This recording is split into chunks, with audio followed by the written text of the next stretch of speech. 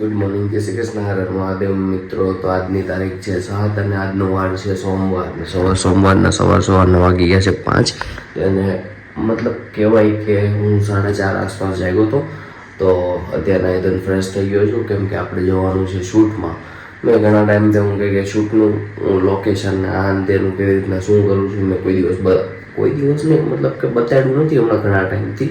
પણ હું એવું વિચારું છું કે આજે હું જવાનો છું, તો હું તમને આજે એ વસ્તુ લોકેશન ને શૂટ ને એવું બધું બતાવું. અને બીજી વસ્તુ એ કે હું અત્યારે જે લોકેશન ઉપર જવાનો છું, મતલબ અહીંયાથી એટલું બધું ડેવલપ નથી થઈ ગયું. મોસ્ટલી જેમ લોકો પરચેસ કરતા થાય છે એમ ડેવલપ થતું જાય છે. તો ચાલો આપણે પહેલી તો લઈએ કેમેરાનો સામાન. તો કાલ સાંજે જ મેં અહીંયાથી કેમેરાનો સામાન કાઢી લીધો હતો. જે વસ્તુ લઈ જવાની હતી એ બધી વસ્તુ કાઢી રાખી હતી, એટલે ભાઈ બહાર જ પડ્યું છે. તો હવે આ રીતે લાઇટ કરીએ બંધ. આવી જઈએ રસોડામાં અને મમ્મી પપ્પાને એ લોકો હજી સૂતા છે, કેમ કે ભાઈ 5 વાગ્યામાં કોણ જાગે મારી જીવે. હું એક જ જાગું ભાઈ. આપણે અઠવાડિયામાં હમણાં માર્કેટ ડાઉન છે, તો બહુ શૂટ ઓછા છે.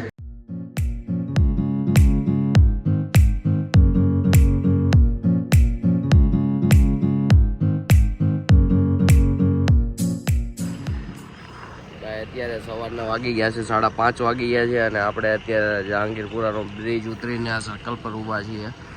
અત્યારે હજી કોઈ નથી આવ્યું અને મને એમ હતું કે બધા આ ટાઈમે આવતા રહેશે, કેમ કે કાલે આખો દિવસ વરસાદ પડ્યો ને પરમ દિવસે પણ આખો દિવસ વરસાદ પડ્યો. તો મને એમ હતું કે આજે લોકો ટાઈમે આવતા રહેશે, પણ ભાઈ 5:30 થયા ને અત્યારે એકલો હું ઊભો છું, કેમ કે હજી ગાડી આવી નથી ને ગાડીએ કોઈ નથી આવ્યું. આવો સીન હોય કે ભાઈ ક્યારેક સવારના આપણે જે વહેલા ઉઠી ગયા હોય ને તો આપણે વેઇટ કરવો પડે. જ્યારે મોડા ઉઠ્યા હોય ને ત્યારે એ લોકો વહેલા નીકળી જાય. એટલે ક્યારેક શૂટમાં આવું થાય. તો જો અત્યારે આપણે પહોંચી ગયા છીએ અને ગાડી અહીંયા આગળ જે શોપિંગ સેન્ટર આવે ત્યાં પાર્ક કરી દઈશું અને ત્યાં સુધી આપણે વેઇટ કરશું કે એ લોકો આવે. આવું હોય.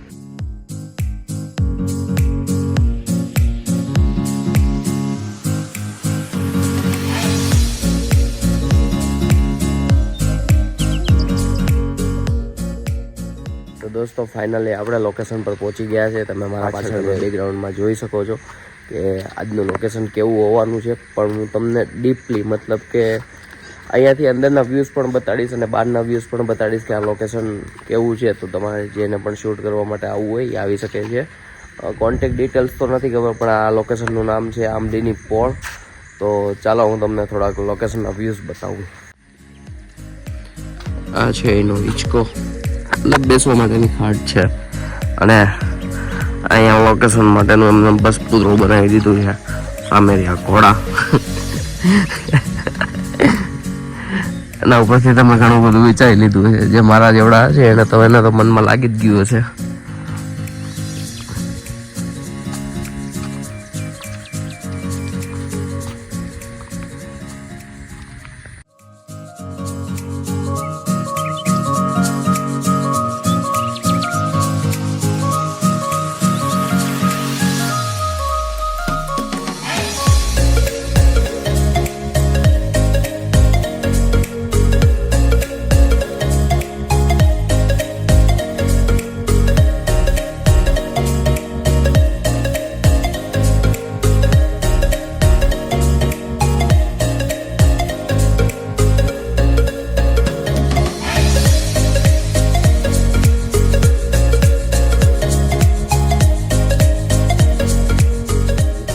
વાગી ગયા છે 9 વાગવા આવ્યા છે અને હજી અમારું શૂટ સ્ટાર્ટ નથી થયું. હજી હું કે બધા આમથી તેમ તલ્લા મારે છે, આમથી તેમ એટલે તલ્લા મારે છે, કેમ કે અમારા કેમેરાનું શટર ચોટી ગયું છે અને બીજો કેમેરો નવો લેવા માટે ગયા છે અને હજી જસ્ટ પહોંચ્યા છે. અને પહોંચ્યાની સાથે જ નાસ્તો હતો, તો બધાને એમ થયું કે શૂટ ચાલુ કરીએ, પહેલાં નાસ્તો કરી લઈએ.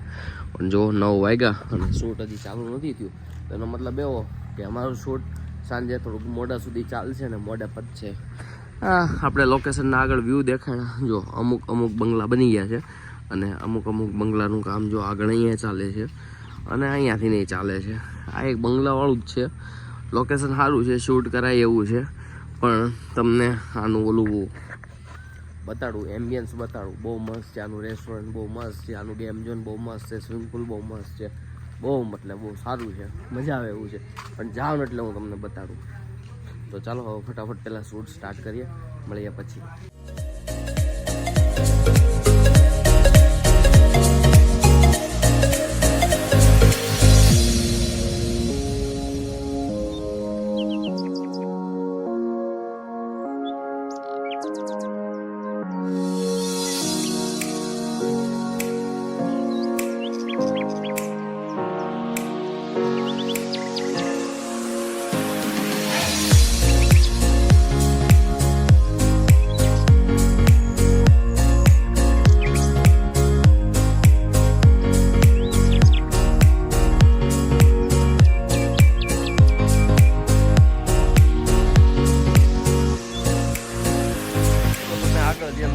આજનું લોકેશન હતું, તમને એમ્બિયન્સ પણ બતાડ્યું, બધી વસ્તુ તમને દેખાડી દીધી. આ મારી પાછળ તમે જુઓ છો એ બેકગ્રાઉન્ડ પણ તમને મેં બતાડી દીધું છે કે આજનું લોકેશન કેવું છે. આવું લોકેશન હતું અને અહીંયા લોકો ફરવા માટે અને વીકેન્ડ માટે આવે છે જે પૈસાવાળા હોય છે. આપણે પૈસાવાળા નથી, આપણે મીડિયમ છે.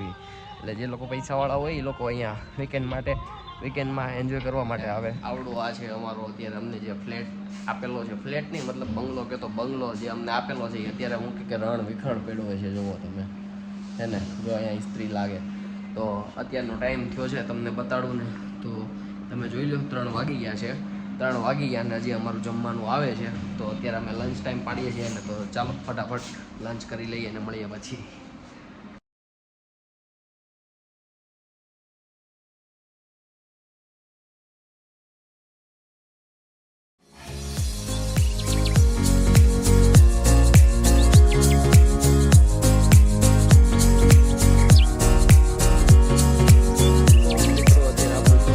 શૂટ પતવામાં તમે જોઈ શકો છો. ટાઈમ થઈ ગયો આજે શૂટ પતાવવાની અંદર, પણ નાઇટનો વ્યૂ તમે જુઓ તો એક નંબર છે. ત્યાં સોંગ વાગે છે પણ આપણે ત્યાં જવાનું નથી, કેમ કે ત્યાં જઈશ ને તો કોપીરાઇટ સીધો લાગી જશે ને વિડીયો ઓટોમેટિકલી ડિલીટ થઈ જવાનું છે. એટલે અત્યારે 8 વાગે હજી જસ્ટ પેકઅપ થયું છે અને હજી નીકળવાનું કોઈ ખબર નથી હું કેટલા વાગે નીકળીશ. નીકળતા મને અરાઉન્ડ 9 તો થઈ જશે અને પહોંચીશ ત્યાં તો 10 વાગી જશે. અને હા, બીજી વસ્તુ હું તમને આજથી કહી દઉં, આપણો વિડીયો રોજ બીજે દિવસે સવારે નહીં પણ સાંજે 8 વાગે, સોરી બોલાઈ ગયું પણ કાંઈ વાંધો નહીં, બીજે દિવસે સાંજે 8 વાગે આવી જવાનો છે. જે પણ વિડીયો શૂટ કરું, જે પણ જગ્યાએ જાઓ, ઘરે રહું, ઓફિસે જાઓ, ગમે ત્યાં જાઓ, આખા દિવસની અંદર હું શું કરું છું શું નહીં અને મારા ફેમિલીને હું કેટલો ટાઈમ આપું છું એ બધી જ વસ્તુ આપણા વ્લોગની અંદર હું કે ઇન્ક્લુડ કરવાની છે. એટલે તમે જોઈ લો અને રોજ સાંજે 8 વાગે નોટિફિકેશન ન ચાલુ કરી હોય તો કરી દો, આપણો વિડીયો આવી જવાનો છે. અને અત્યારે જો 8 વાગી ગયા છે તો કાલે મારી ઘરે જે માતાજીના લોટા તેડ્યા હતા અને મારા જે લગ્નના નિવેદ હતા એની અંદર કદાચ તમને નહીં ખબર હોય પણ હું તમને કહું ને તો મહેમાન પણ એટલું હતું.